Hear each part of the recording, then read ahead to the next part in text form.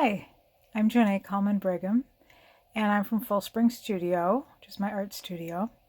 And the project I'm sharing for this exhibit is called Shelter. And I'll start with a little background about my art practice in Maplewood, Minnesota, where I make art that explores the connection and flow between people and the rest of nature. I make artist books, installations, public art, and video poems. In all of these, I use story, or a sequence of events, and often mix words and poetry with images, or in the case of public art, participatory actions. A common theme in my work is infrastructure, particularly distribution infrastructure. I love power lines and water mains because I think they tell a story of how our daily lives are interconnected with nature, whether from a sink through pipes to the river, or from a light switch through wires to the sky. Like most of my work, my process for the shelter artwork was intuitive and responded to context and materials. As I work, I discover emergent patterns that create a network of meanings. When I was asked to participate in this exhibit, I was intrigued with the idea of making a connection to the hosts and artists in Siberia. And while I haven't gotten to know people too well yet, I wanted to connect to that part of the Earth's surface, exploring feelings about the land we share, even though we are on different continents. The planet's land is all connected. I wanted to think about where I'm at on the sphere of the Earth and where the collaborating location is. And it just got me thinking about the volume and mass of the Earth and its curvature. I wanted to make a direct response to the Earth in a particular place, but connected to the ground and sky and horizon that connects all places.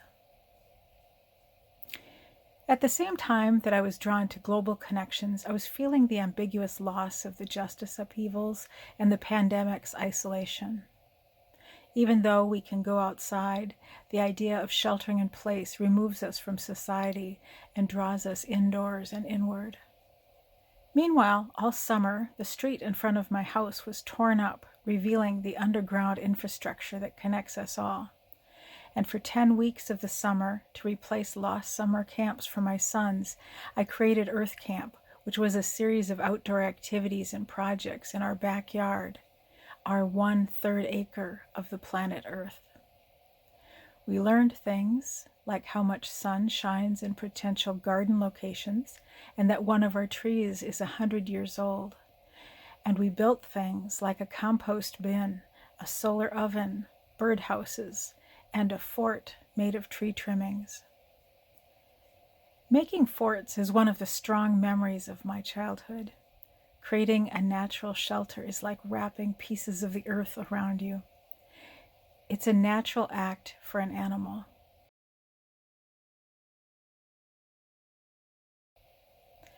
So drawing from the experience of the fort and the idea of dwelling, I imagined a structure to respond to the context of place and time I was feeling, and came up with a sort of shelter, but also not shelter.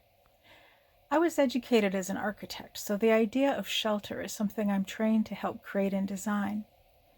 And when you think about what shelter is, it's often a means to separate humans from the environment, even though there can be beautiful architecture with views and gardens that connect people. But basically, it is to mitigate the wind or the rain or sun or cold or rodents, as well as lock our belongings inside our home. Seeking shelter in a storm, people shelter under a bridge. In a tornado, they might shelter in a ditch to escape the wind. But where do we seek shelter from our isolation? Our buildings can give the illusion that we are separable from nature, but of course we're not. Everything we might build a shelter of ultimately came from the earth, and we belong to the earth. And so I felt that I wanted to build a shelter, not to keep out the natural elements, but to shelter me from the illusion of separateness.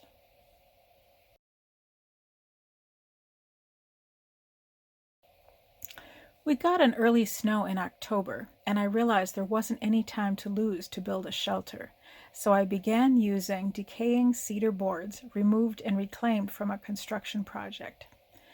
I laid out the boards at locations based on imagining the size of the space I wanted to lay in, and then I dug holes. I drilled holes at their intersections, temporarily clamped them, and lifted each rafter up, tamping down the ground at the base. For the ties, I wanted something that was not as strong as wood and felt as fragile as the shelter felt to me. This made me think of cloth, which is soft but strong like my grandmother. And so I tore strips of cloth from one of her aprons and twisted it into a rope and used that for the ties to thread through the intersection of the rafters. After I first constructed it, things were stable for a while, but the day after the winter solstice, I went outside and the ties were gone. Not unthreaded, but severed, almost flush with the face of the rafters, and just on the front where the tie-ends had been. But in the back, they were intact. At first I thought a vandal had cut them off, although that made no sense.